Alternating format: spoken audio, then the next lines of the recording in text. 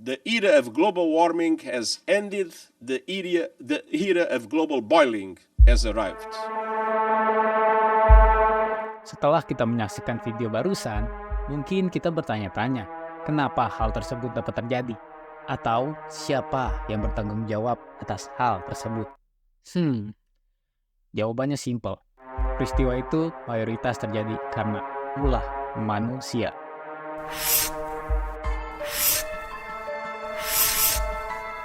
Ya, rekan-rekan tidak salah dengar. Hal tersebut terjadi karena memang ulah dari manusia yang tidak bisa menjaga lingkungannya. Nah, kali ini saya, Angga Arya Wiradia, mau mengajak rekan-rekan semua untuk mencari tahu tentang satu pembahasan dalam biologi lingkungan, yaitu materi perubahan lingkungan. Yuk, let's go! Agar kamu punya gambaran tentang perubahan lingkungan, kita perlu memahami dulu apa itu lingkungan. Jadi gini, ekosistem lingkungan itu mencakup dua hal, yaitu faktor biotik dan faktor abiotik. Faktor biotik itu makhluk hidup, seperti manusia, hewan, tumbuhan. Sementara faktor abiotik itu komponen yang tidak hidup atau mati, seperti iklim, kelembapan, air, tanah, udara. Nah, kedua faktor ini saling mempengaruhi untuk menjaga keseimbangan lingkungan. Nah, keseimbangan ini dapat terganggu jika perubahan komponen di dalamnya, sehingga menyebabkan ketidaknormalan dalam ekosistem di lingkungan itu. Lalu, apakah manusia menjadi satu-satunya faktor yang menyebabkan terjadinya perubahan lingkungan ini? Ada setidaknya dua faktor yang menyebabkan terjadinya perubahan lingkungan, faktor manusia dan faktor alam. Ya, sadar nggak sadar, terima nggak terima, kita sebagai manusia memiliki kontribusi atas terciptanya perubahan lingkungan. Beberapa kegiatan manusia dapat menyebabkan terjadinya kerusakan lingkungan, yaitu penebangan hutan, penebangan liar, pembangunan perumahan, penerapan intensifikasi pertanian, dan lain-lain. Selain faktor manusia, faktor alam juga menjadi penyebab terjadinya perubahan lingkungan.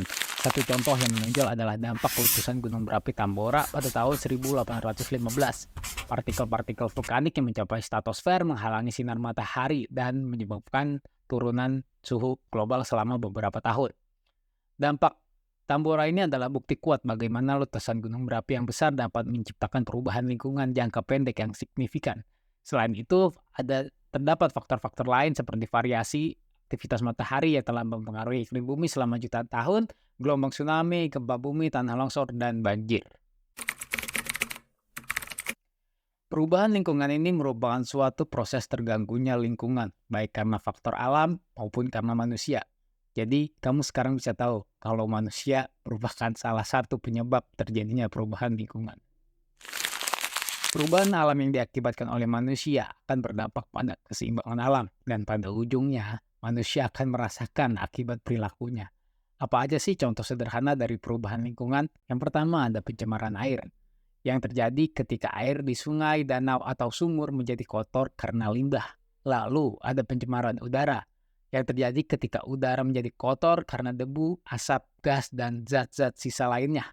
Lalu ada pencemaran tanah, yang terjadi ketika tanah menjadi tercemar oleh limbah, misalnya sisa bahan kimia dari pertanian atau pabrik yang bisa bikin tanah jadi rusak dan tidak subur lagi.